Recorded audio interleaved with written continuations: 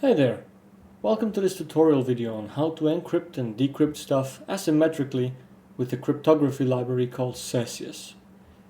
CECIES, or CECIES, stands for C-based ECIES. It's an ECIES library fully written in plain C, 100% open source, Apache 2 licensed, and available on github.com. An ECIES is an elliptic curve integrated encryption system. If you're really curious, check out the links in the description below to find out more about what this is, how the encryption schema works, and how to find the just mentioned library.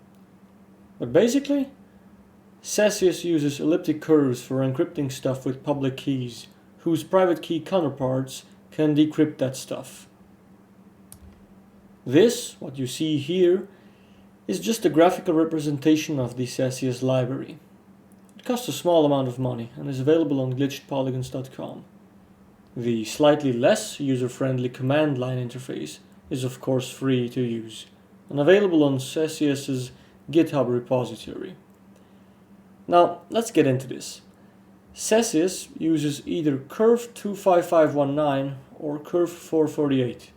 Which are both very feasible elliptic curves for encrypting securely. Which one is used depends on your recipient's public key.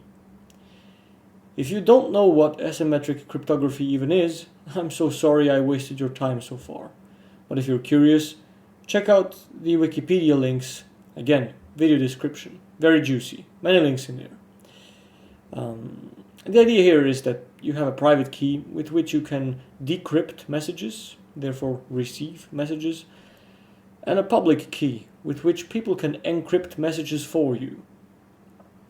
What you therefore need to encrypt a message is first of all your recipient's public key. The public key can be shared. The private key must be kept secret at all times. The first time you launch CECIES, you will be prompted to generate a new keypair.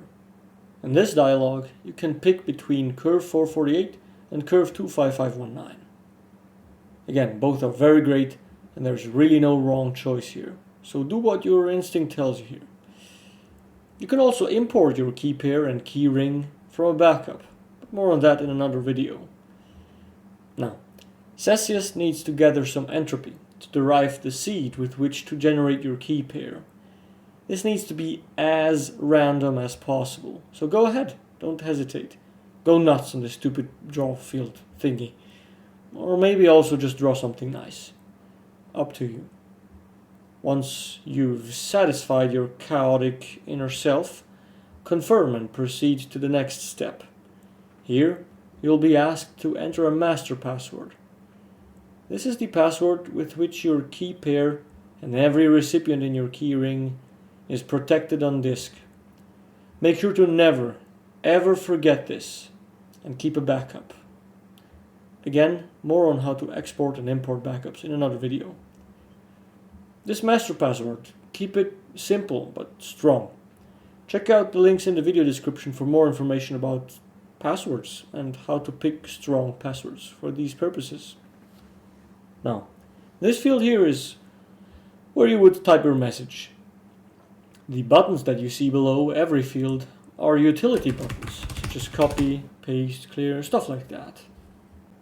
The key field is either the public key with which to encrypt the message, or the private key with which to decrypt.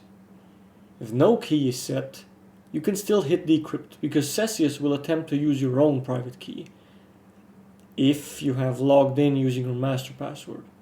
Otherwise, if decryption fails, or if you have no keypair loaded into memory, the key field's value is used for the decryption attempt. In the output field, you would copy your encrypted messages and then paste it into any chat service, email body or whatever. Doesn't matter, since you extracted the privacy part out of whatever communication protocol you're using and took it into your own hands. You encrypted manually. Therefore, you're already taking a huge step forward in terms of secrecy and privacy compared to most people. So kudos to you. Privacy is sacred. and should be a human right available for everybody, unconditionally. By the way, this utility button down here, is for hiding. Let's say you decrypt a message, maybe it's a long message, and you notice someone suddenly stands behind you. With this you can quickly hide the text so it becomes unreadable. Note that CECIES may be operated without having a keyring loaded into memory. If on first launch you just click on cancel on the welcome dialog with the elliptic curve selector buttons, you enter the portable in-memory only mode. I just made up the name, but it's essentially a way of using CECIES without saving any key information to disk. No worries though if you do that, since thanks to the master password, your keyring should be safe, as long as your master password is safe, so make sure to protect it accordingly. Remember, losing your master password is kinda like losing your keys in real life. It's unpleasant. If you forget it, your whole keyring is gone forever. Now, anyway, with this button here under the key field, you gain access to your keyring. You can right-click on it and you get a few quick options, such as copying your own public key to the clipboard for sending out to your recipients, or deleting your entire keyring and keypair. That's useful if you want to start from scratch, or if you really lost your master password and have to start over again. Take care. Now, inside your keyring menu, you have a QR code. This is your public key, and it's useful for when you have a recipient, friend of yours, physically next to you, who owns the CECIES Android app. They can scan that with their CECIES app and add your public key to their keyring easily, without having to copy and paste it manually. Here's a few buttons with useful functionality. You can change your master password, for example, generate a new key pair while keeping your keyring of recipient public keys, deleting the whole keyring, as well as exporting a backup. More on that in another video. Damn. Now down here is your keyring, your actual keyring. It's a list of labeled public keys. The first 8 characters on the left are the initials of the public key string, and to the right you see the label.